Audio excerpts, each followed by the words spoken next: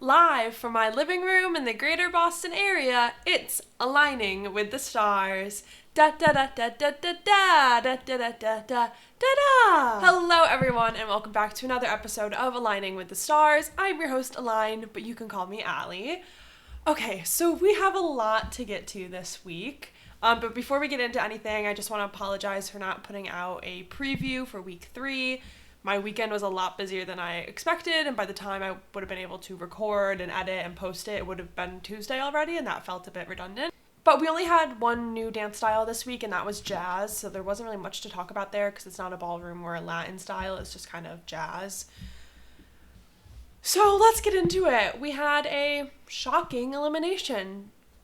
Lauren went home. I'm going to jump right into the elimination. I think that's ridiculous. I think when it gets to a certain point where someone that's really good and has a lot of potential gets sent home week 3, I'm personally okay with the producers interfering and being like, hey, Lauren technically should go home tonight, but we're going to send home Andy. Everyone thought Andy was going to go home. Everyone was okay with Andy going home, and everyone was shocked and pissed that Lauren went home. So I'm personally okay with that. We wouldn't know. It's not like it's the presidential election. It's Dancing with the Stars. I feel like they can sway the votes a little bit to keep this season entertaining and competitive. Like, I love Andy. I think he's fun to watch, but he's not going to give us much more. Week 3 felt like the perfect time for him to bow out and for Lauren to continue. I thought she was going to finish top 5, top 4. I'm shocked. Susan B. Anthony fought for a women's right to vote, and I feel like some of these women watching Dancing with the Stars are not using their vote properly. They're being stupid and uninformed voters. This is a dance competition first and foremost. It's not a popularity contest. You're not voting because you feel bad if you sent him home. Like, he's a grown man. He can handle being eliminated from Dancing with the Stars. He was okay with it. I'm so upset about this. And poor Brandon, he just keeps getting robbed time and time again. Like, when Lele got sent home in season, 32? Yeah, when Lele went home in season 32, that was way too early. And that was even later than this. And I feel like with Tanasha, right, got sent home early. With Chandler, getting third was kind of ridiculous. I just worry that he's, not going to want to come back because they keep screwing him over. But I could talk forever about this. Let's get into the actual dance. We got to see Charlie D'Amelio back in the ballroom. She won season 31 with Mark Ballas, and obviously she's a TikToker, so they had to have her there for TikTok night.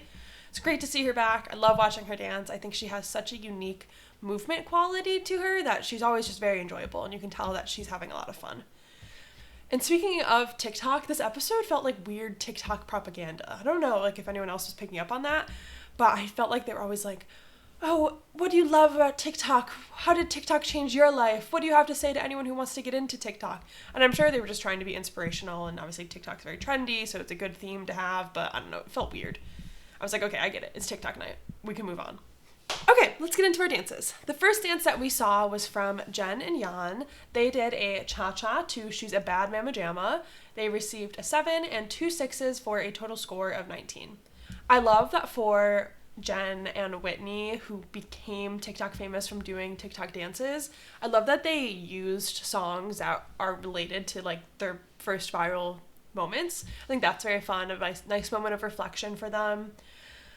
The intro for this was a little weird. I get it was a direct reference to said TikTok, but I don't know, it just didn't really do it for me. I personally am not a fan of gimmicky intros. I think there are intros where you can call back to the viral moment or, play into it a little bit before you get into the actual ballroom or Latin. But this was a little bit too much for me. I don't know. I think maybe if they didn't have that, they would have scored higher because they would have been able to do more actual cha-cha content and not this weird pregnant lady dance. But I love watching Jen dance. I think she's very bubbly. She's very fun to watch. I agree with the comments that she needed to be a little bit cleaner. I think if she can tighten up a bit, she'll be incredible. I wonder if maybe she just gets too excited and loses some of that as she's out there. Or I also wonder what Jan is like in rehearsals. Maybe he's scared to be too strict right away. He doesn't want to get a bad reputation. But I think she has a lot of potential, and I'm very excited to watch her dance. Every time she comes up, you just know it's going to be a good performance. Even if maybe the dancing isn't the most insane, it's going to be fun to watch. I thought the scores felt fair. I maybe would have liked to see 2 7s for them instead of just the 1, but either way, I think 19, good enough, especially for the first dance. of the episode. I feel like their scoring has been wildly inconsistent on the first couple of dances. So to get a 19 for this, I think pretty good. I don't know. Hopefully their scores will continue to improve as they move on. Next, we saw Lauren and Brandon. They did a tango to work from home and received 3 6s for a total score of 18. I disagree with these scores. I don't think it was her strongest dance, but 3 6s is insane. And I think because of that, that's why she went home. Spoiler alert, but Andy also received 3 6s, and there's no way that those are the same 3 6s. You know, like, her 18 is a very different 18 from his 18. So I wish they were scoring people on actual skill and not just vibes, and not giving everyone a different basis, because that's when we run into moments like this. Like, maybe it was a 6 for Andy, but for everyone else it's a 4, so he should get a 4. I don't know. I just feel like they need to be more consistent to avoid moments like this where Lauren goes home week 3. And with Fifth Harmony in the audience and her dancing to her own song, like, that sucks. So sad. And Derek saying she'll be here for a while. I just still can't believe that she went home. I'm hoping, like, next week they'll be like, oh, we messed up. Lauren actually didn't receive the least amount of votes. It was actually whatever, but we're just going to keep everyone. But I know that won't happen, but a girl can dream. Like I said, I don't think that this was her best dance of the season, but by no means did she deserve to go home because of that. I think she had so much more to give. She was going to improve so much. But I think this dance lacked a little oomph to me. Carrie Ann mentioned dynamics, and Derek also said the word oomph. I wrote oomph down before he said it, and that felt like a cool moment. I love when you say the same thing as the judges. Really validating, even though I technically have no ballroom experience. But I think they were too harsh. Like I said, this is not 18 material. They need to hold all the stars to the same standards, and if they don't, they need to be a little more fair in how they do the voting for the fans, because it just pisses me off. I'm upset that she went home, and I'm more upset for Brandon because he deserved better. I really thought he was going to be back in the finale this season. Not going home week 3 as the first female star to be eliminated. I'm pissed, to quote my girl Lauren. But after that, we saw a very nice foxtrot from Danielle and Pasha. They danced to Sabrina Carpenter's Man-Child, and they received 3 7s for a total score of 21. So cute that she danced to Sabrina's song. At first, I saw on TikTok people being like, oh, like, obviously, duh, like, she knows Sabrina. And I didn't really think about it, and then, like, during the episode when they said, oh, she's friends with Sabrina, I was so confused at first, and then I was like, oh, Girl Meets World. Like, she's not just from Boy Meets World. She did the whole thing, and that's where Sabrina Carpenter kind of blew up from that. So fun. She's such a joy to watch dance. I love when people love to dance. Like, I love when you can see that on their face and through their body language and through their movement, and you can really tell that from her. She loves dancing, and she's so excited to be here. Very graceful, very flowy, very lovely. She looked a lot more relaxed this time. Last week I said, and the judges said, that didn't look like she was breathing, and as they talked about on this week's episode, Bruno had made 2 separate comments about her shoulders needing to be down, and you can tell in this dance that she was relaxed because you could see the breath and you could see the relaxed shoulders, and even Bruno was like, you're a good student, thank you for fixing those shoulders. I loved this quote. I forgot who it was from. I think it was either Derek or Bruno. They said, the TikTok did not take away from the style of the dance. And I liked that because that's what I think some of the pros struggle with, is leaning too much into the theming and not the actual style of dance, which goes to me saying that I just hate that they're overdoing it on the themes this year. Like, stick to the basics. Disney, Halloween, most memorable year. That's all we need. It doesn't need to be a theme every time. It takes away some of the creativity from the pros. But I digress. And I wonder if, based off of this comment, the judges kind of feel the same way about the TikTok night, because I feel like they made a few sly comments at, like, the TikTok side of the dances. But overall, I love to see 3 7s for them. I think they're improving more and more every week. I love Pasha, so I love that he's been here longer than he was last season. And I hope that they stick around. I think they're kind of like middle to bottom, but I think they at least have a couple more weeks to them. Carrie Ann said something this week about there being kind of 2 separate packs. There's the true beginners and the people who are already entertainers. And I think for the true beginners, we have like Robert, Dylan, and then Danielle. And then I think after that it's like Elaine and maybe Andy. Maybe there's someone else I'm forgetting about. Maybe Jordan falls in that group, but then Jordan's at the top. So I think she's like middle of the pack. So I'm excited to see them. Okay, after that, we had an incredible tango from Jordan and Ezra. They danced to Anxiety and received 3 8s, which is the highest score that we've seen this season. It's a total of 24. I'm so excited for Ezra. He's officially making it further than he did in his debut season, so this is the furthest he's ever made it on the show. He never received higher than a 6 last season, didn't receive a 7, didn't receive an 8, and tonight he got 3 8s, and I'm sure that they're going to get a 10 this season. So I'm very excited for him with that. And I love that he's getting to show off his more creative choreography that's true to form, because he was getting creative in some of the other stuff, but was getting criticism that maybe it wasn't true to the style. Now he's able to do creative stuff that's good, that's actually a tango, for example. And he does a lot of the choreography for the troupe dances and the pro dances, so we knew that he had it in him, and now it's really shining, and I'm so excited for him. And on to the actual dance. She's so strong. It's so awesome to watch. She's so sharp with her movement. I think in a dance like the tango, where you have those moments of fluidity and then sharp, sharp, or maybe like, sharp, strong steps that are also a little bit flowy, maybe like smooth is a better word. Derek said, it was Carrie Ann who said smooth and fierce, and that's the perfect way to describe her, because she's so strong, but she's also an artist. Like, she's on the UCLA gymnastics teams, and they have a lot of fun and creativity in their floor routines, so I think she's really starting to shine more as each and every week goes on. So excited for them. I think they're actually going to be in the final 5, but who knows at this point? Anyone could go home. After that, we saw Dylan and Daniela, and they did a foxtrot to Yukon. They received a 7 and 2 8s. I loved this dance. It was such a fun foxtrot. I loved how sensual it was. It was so smooth. Like, if you compare this to the foxtrot that Lauren and Brandon did last week, it's so different. The same style, but 2 completely different vibes. And I loved that. And I think it was great for Danny. I think she really thrives in that, like, sensual, sultry kind of dance. And then Dylan can kind of play into that too and really lean into the leading man energy. And that was something that they had commented on last week, that they wanted to see him be more of a leading man, which is very hard to do if you've never danced before, and especially with a female partner like Danny. Like, that's a big ask, and he came out here and he delivered. I loved it. I couldn't take my eyes off of him. He was controlling the dance. He was controlling the room. He was locked in. Loved it, loved it, loved it. There was some mess ups on the footwork a little bit, and I think maybe his frame was just something I need a little bit more from his frame, maybe like a little closer and a little more, like, not relaxed, but you can tell that he's thinking about his frame. I don't want to see that he's thinking about it. I just want it to be second nature. I loved the student comments that he's getting, where they're talking about how he's learning the technique, and you can see that.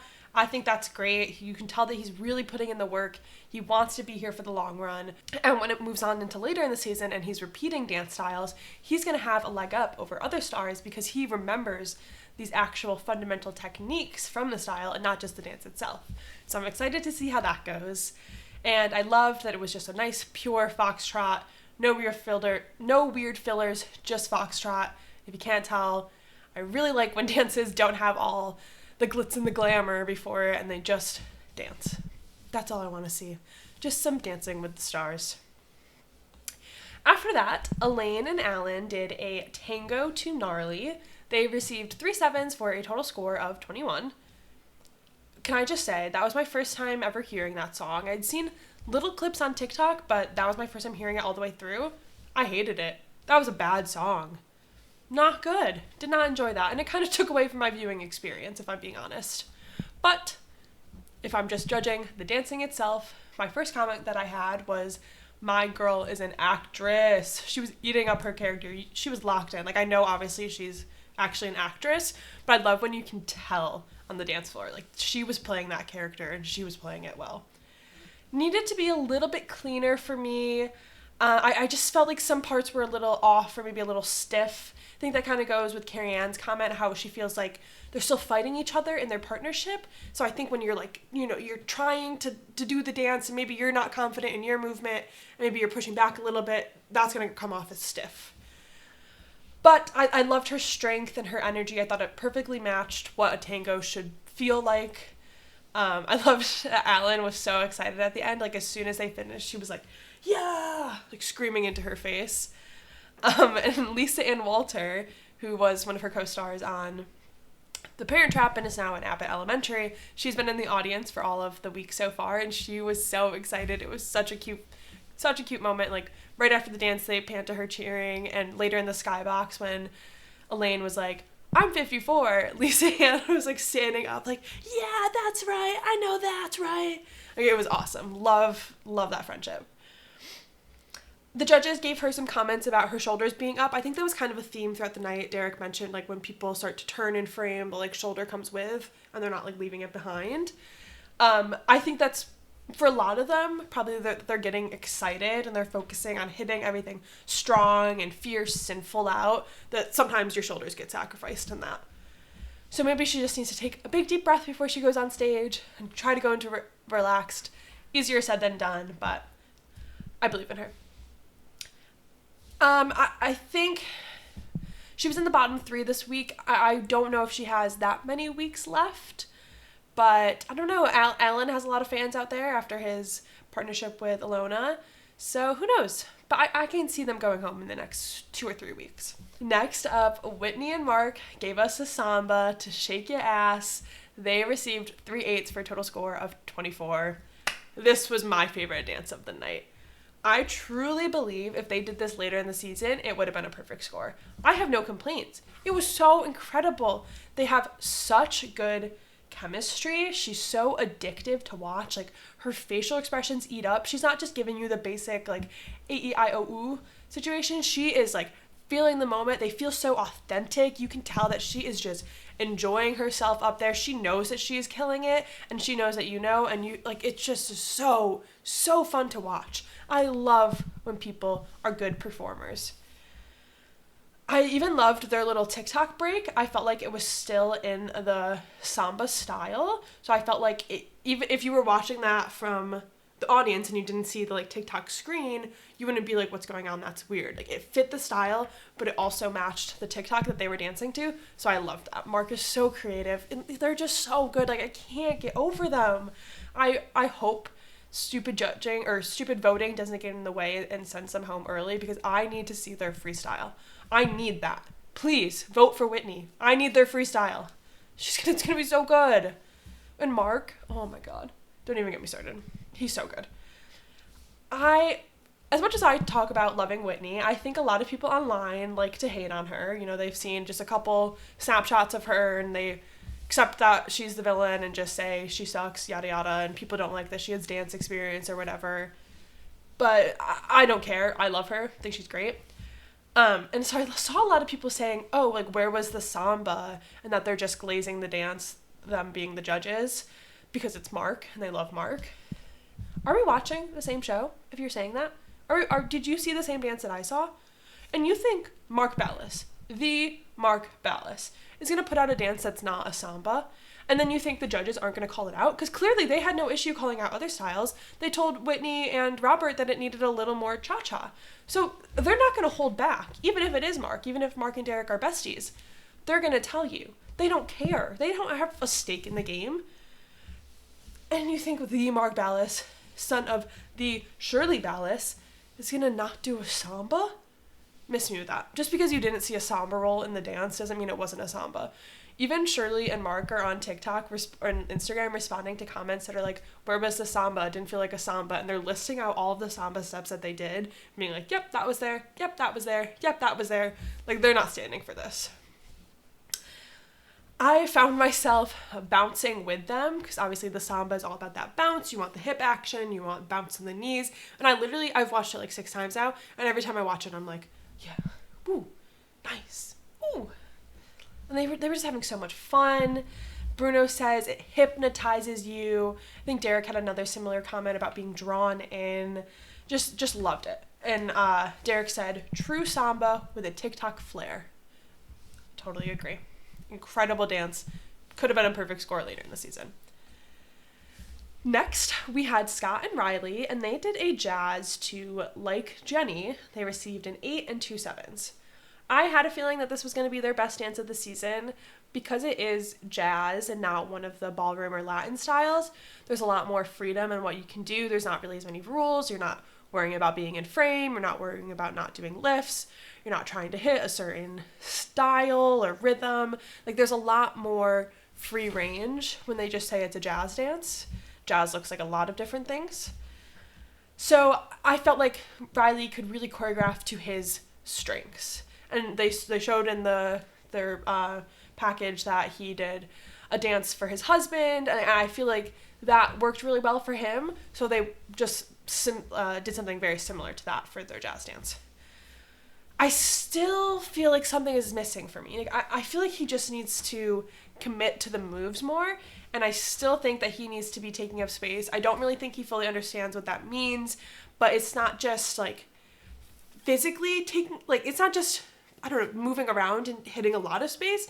It's about extending your movements all the way from your shoulder to your fingertips.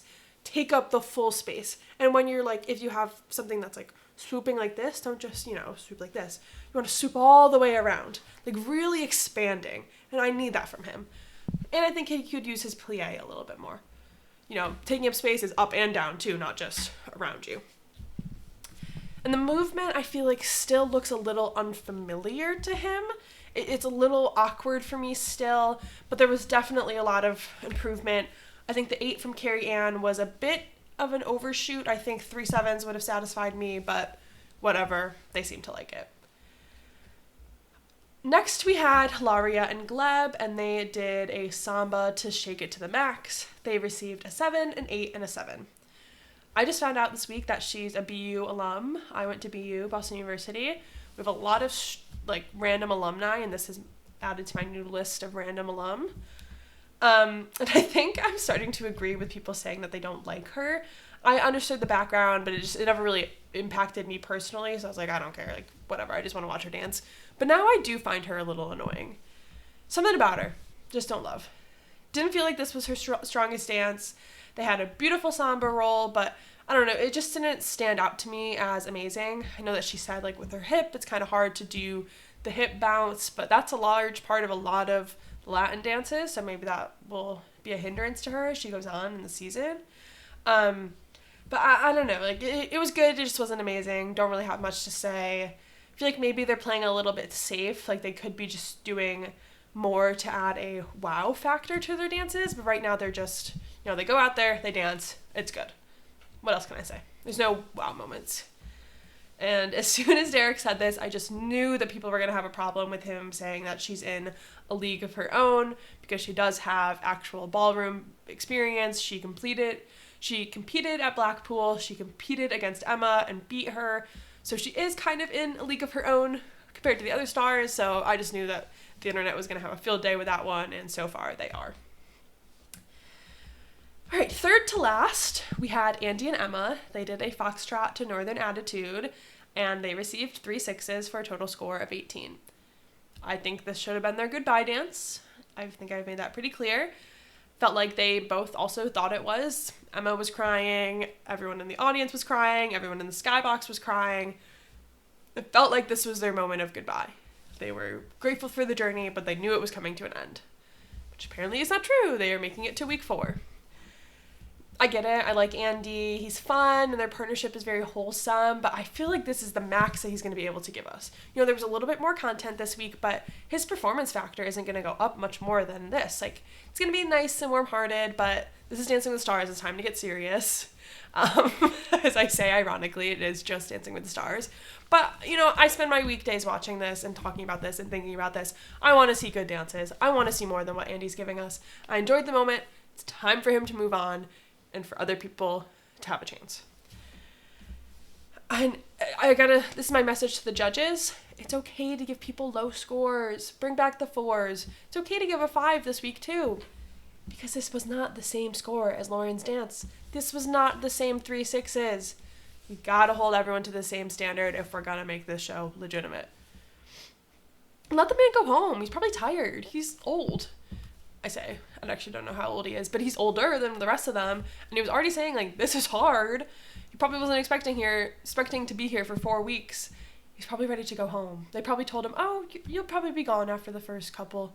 And he's like, I gotta do another one of these? I don't know, just my thoughts. Loved Emma's costume, though. I thought it was very elegant. I loved the headpiece. I loved everything about it.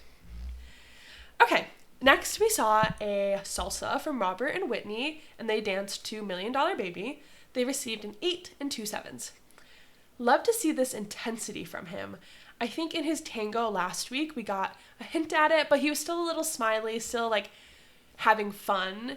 But with this one, he really locked in. He was serious. He was intense. Loved that. I didn't really see him smiling, which I enjoyed. I did really enjoy the dance. I thought it was overall really good, but I don't think it was their best performance of the show. So it's hard when someone like Robert comes out so strong, and even week 2 is really strong. When you get to like a weaker dance, it feels so much worse than people who received similar or even worse scores, because they are held to such a high standard so far.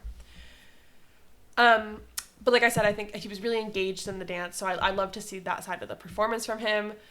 I think he struggles from what I like to call strongman syndrome, where he has so many muscles that sometimes his movement looks a little stiff. Like, you're almost like, oh, those muscles got to get out of the way so that you can have like nice smooth movement. Kind of reminds me a bit of how Danny Amendola danced last year. I feel like he also struggled with strongman syndrome. You usually see it in like the male athlete stars, but obviously Robert's in very good shape, so he's struggling with the same thing. But Danny has danced with a lot of partners like that, so I think they'll be fine. At no point in this season have I been concerned for them. He's a great dancer, and people love him, so he has both the scores and the fan vote in his favor. They'll make it to the finale. And I just wrote good feedback from the judges. I forget the specifics of it, but must have been good. Our final dance of the night was Alex and Val, and they did a quick step to pop music. They received an 8, a 7, and an 8. I was so excited for this one from the moment that I saw that they were dancing to this song. So if you're not familiar with the Tik Tok, it was actually a competitive dance. Like, I think they were either juniors or teens in the dance competition world. They were doing this dance last season, and like clips of it went viral. People loved it. It's a very fun dance to do, and it was more challenging than other TikTok dances, so people loved doing that as well. And it was from this studio called Project 21. They're out in California. I've been following them for a while. I grew up a competition dancer, so I was like aware of them pretty much my whole life. A lot of their dancers have gone on to do incredible things. One of them, I think it's Cameron Couch. She was on Dancing with the Stars Juniors. Like, they're incredible, incredible dancers. And so I was excited to see that. And then I was excited to see that Molly Long, who's a choreographer, was in the studio to help them with it, which makes sense because she teaches at one of these conventions that's owned by the same company that Jenna and Val teach at, so they know each other. But I just thought it was so cool. I was like, I know those people. I don't know them personally, but I know, like, I'm aware of them. Just as, like, a dancer, it was cool. But anyways, I love Alex. She is so sweet. She just seems so kind, and you can tell that she's working hard. She's happy to be there. Love it. Felt like she was shining in this dance. She had a really great smile. Her frame was so good, and her posture, like, they were just, like, they were barely moving from the top up. They were so locked in. I loved it, and the little hops were so good.